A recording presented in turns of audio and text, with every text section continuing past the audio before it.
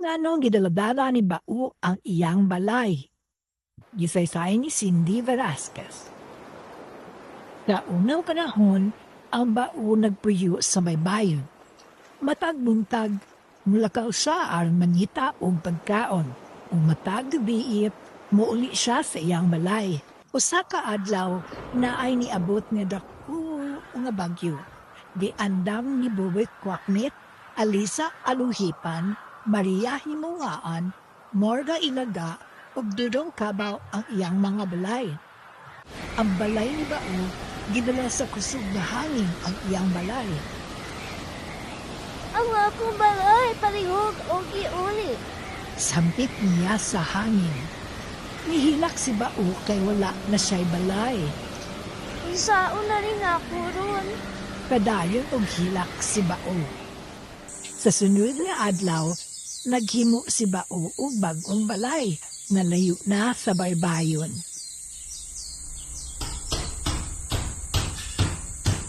Usa ka gabi sa iyang pag-uli sa iyang balay, nakit-an ni Bao nga nasunog ang iyang balay tungod sa aning nipot nga si Anya. Ang akong balay nasunog. Syagit ni Bao. Bao, pasaylo ako, nasulog na ako imong balay. Wala na ako tuyo Kipasaylo na tikaan niya. Sige lang, maghimo lang ko og bagong balay. Apan, nag-uul jud si Bao. Kabalo siya nga maglisod na siya og buhat og bag-ong balay sa sulod sa usa ka semana. Niadto si Bao sa iyang higala nga si Lolo Manu at tiguwa nga onggoy. Mangayo siya og tambag. Lolo Mano, maayong buntag. Bao, nibisita man lagi ka.